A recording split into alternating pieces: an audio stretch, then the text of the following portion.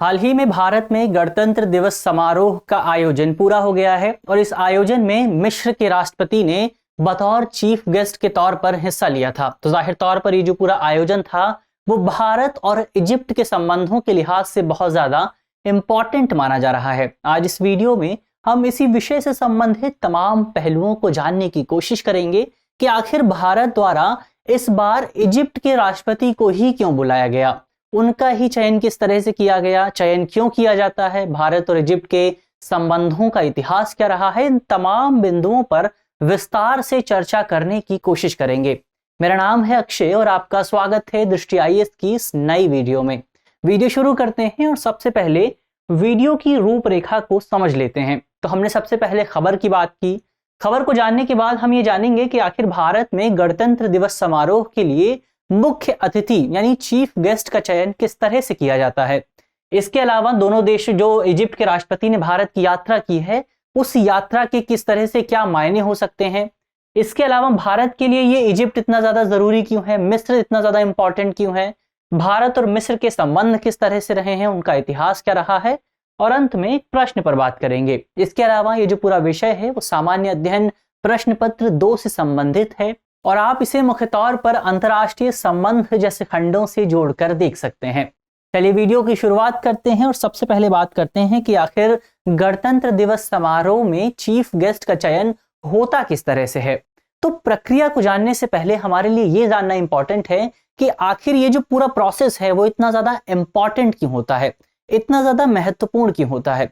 तो भारत द्वारा जिस भी देश के महत्वपूर्ण व्यक्ति को भारत में गणतंत्र दिवस समारोह के मुख्य अतिथि के तौर पर आमंत्रित किया जाता है, ये भारत की ओर से दिए जाने वाला प्रोटोकॉल के आधार पर सबसे बड़ा, सबसे सर्वोच्च सम्मान माना जाता है। इसी वजह से ये जो पूरा प्रोसेस है ये बहुत ज्यादा इंपॉर्टेंट हो जाता है। जो भी व्यक्ति भारत में चीफ गेस्ट बनकर आता है उसे भारत में राष्ट्रपति भवन में गार्ड ऑफ ऑनर दिया जाता है, उसके सम्मान में समारोह आयोजित किए जाते हैं और उसे गणतंत्र दिवस समारोह के अवसर पर आयोजित परेड में भी शामिल किया जाता है बतौर चीफ गेस्ट। तो जाहिर तौर पर ये जो पूरा प्रोसेस है बहुत ज्यादा इंपॉर्टेंट हो जाता है और इसके इंपॉर्टेंस को देखते हुए ये पूरे प्रोसेस की शुरुआत बहुत पहले ही कर दी जाती है। जब आयोजन होने वाला होता है तकरीबन उससे 6 महीने पहले इस पूरे प्रोसेस की शुरुआत हो जाती है और प्रोसेस की देखरेख करता है विदेश मंत्रालय। विदेश मंत्रालय में जो तमाम अधिकारी हैं वो इस बात की छानबीन करते हैं कि इस बार किस व्यक्ति को, किस देश के अधिकारी को, किस देश के लीडर को भारत में बतौर चीफ गेस्ट शामिल किया जाए।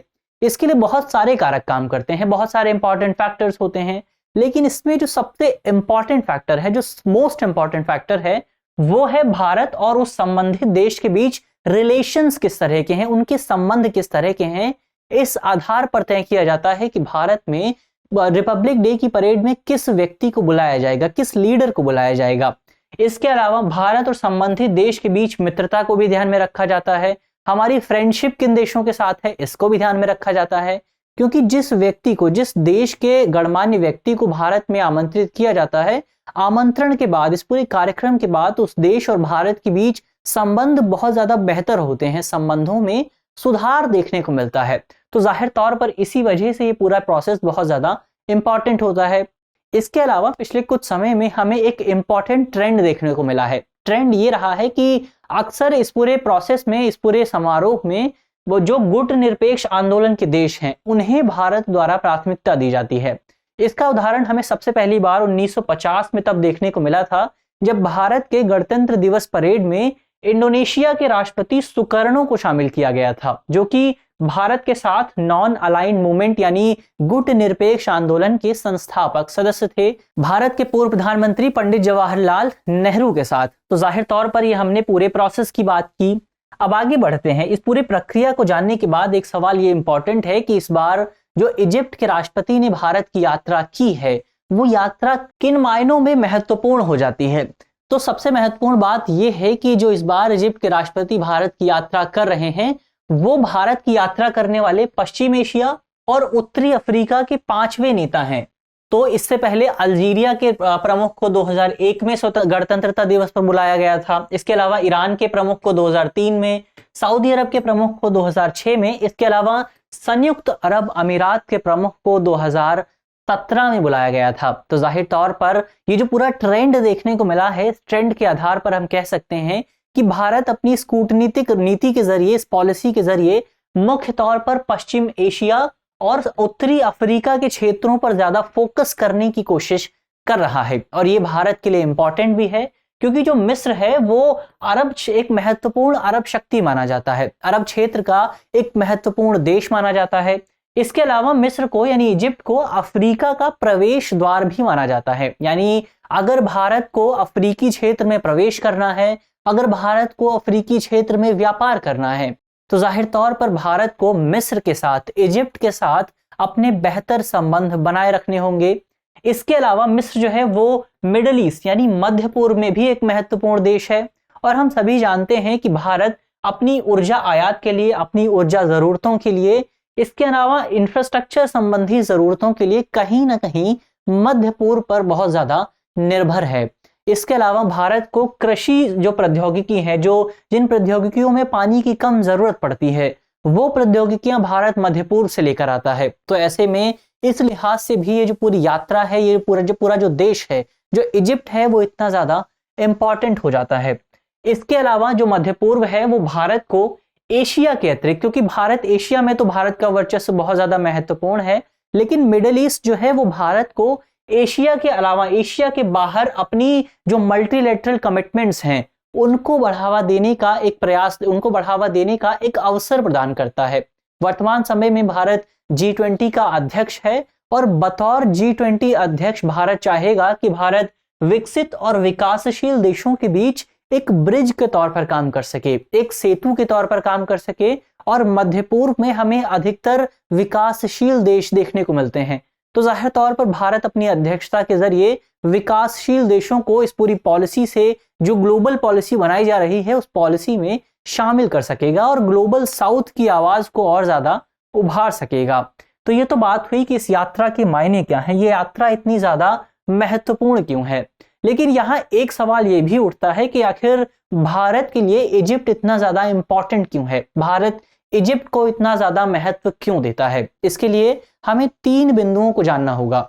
सबसे पहला बिंदु है इजिप्ट की लोकेशन, जो कि बहुत शानदार मानी जाती है। आपने बीते दिनों स्वेज नहर के बारे में सुना होगा, स्वेज कैनाल के बारे में सुना होगा, जहां से दुनिया का 12% व्यापार होकर गुजरता है।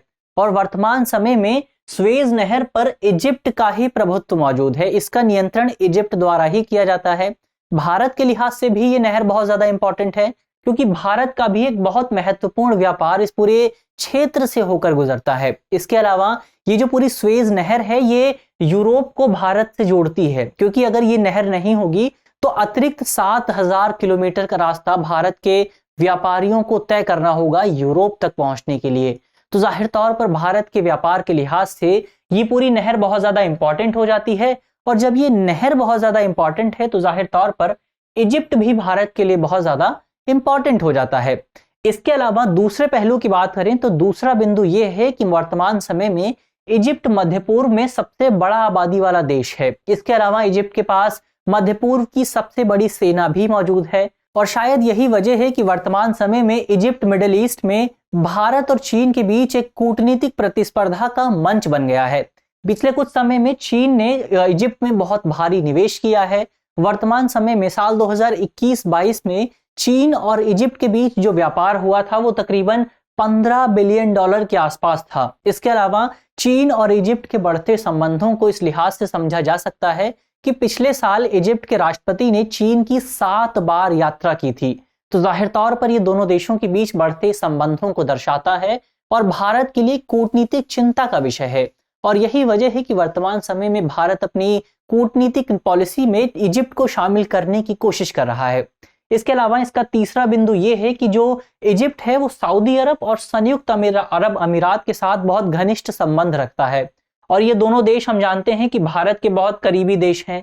तो जाहिर तौर पर इन दोनों देशों के साथ अपने संबंधों को बनाए रखने के लिए भारत को मिस्र की जरूरत है, भारत को इजिप्ट की जरूरत है। तो जाहिर तौर पर इन 3 बिंदुओं के जरिए हम समझ सकते हैं कि इजिप्ट भारत के लिए इतना ज्यादा इंपॉर्टेंट क्यों है। अब आगे बढ़ते हैं और भारत और इजिप्ट के बीच संबंधों के इतिहास पर बात करते हैं। तो तो हम जानते हैं कि भारत और इजिप्ट के पास दुनिया की सबसे पुरानी सिविलाइजेशंस मौजूद हैं, दुनिया की सबसे पुरानी सभ्यताएं मौजूद हैं। इनके इतिहास को खोजने की कोशिश करें तो भारत और इजिप्ट का जो इतिहास है वो हमें अशोक सम्राट के शासनकाल में देखने को मिल सकता है। लेकिन आधुनिक इतिहास की बात करें तो महात्मा गांधी और इजिप्ट की जो क्रांतिकारी थे साद जगलुल के विचारों में हमें बहुत ज्यादा समानता देखने को मिलती है।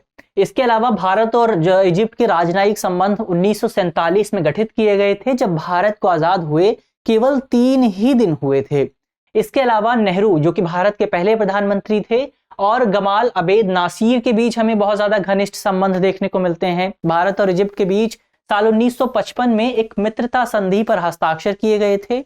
इसके अलावा 1961 में भारत और इजिप्ट के प्रतिनिधियों ने मिलकर, इसके अलावा 3 अन्य देशों के नेताओं ने मिलकर नॉन अलाइनमेंट मूवमेंट का भी गठन किया था। इसके अलावा दोनों देशों के बीच व्यापार की बात करें तो मिस्र जो है, इजिप्ट जो है वो अफ्रीकी महाद्वीप में भारत का सबसे बड़ा व्यापारिक साझेदार है और साल 2021-22 में भारत और इजिप्ट के बीच तकरीबन $7 बिलियन का व्यापार देखने को मिला था। यानी जाहिर तौर पर दोनों देशों के संबंध वर्तमान समय में बहुत ज्यादा बेहतर देखने को मिले हैं और पिछले कुछ समय में दोनों देशों के संबंधों को सुधारने की भी कोशिश की गई है।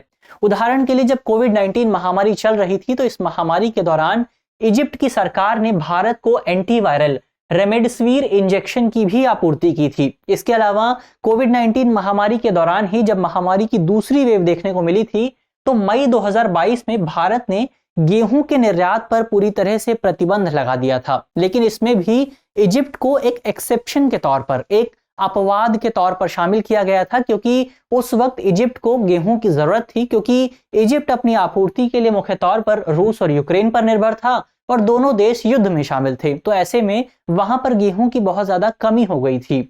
इसके अलावा बीते दिनों भारत में एक पॉलिटिकल पार्टी के स्पोक पर्सन ने प्रॉफिट मोहम्मद के खिलाफ एक विवादित बयान दिया था। इसके बाद मुस्लिम जगत के तमाम देश भारत के खिलाफ आ गए थे, लेकिन इसके बावजूद भी इजिप्ट ने भारत का साथ नहीं छोड़ा था और भारत को क्रिटिसाइज करने से इनकार कर दिया था।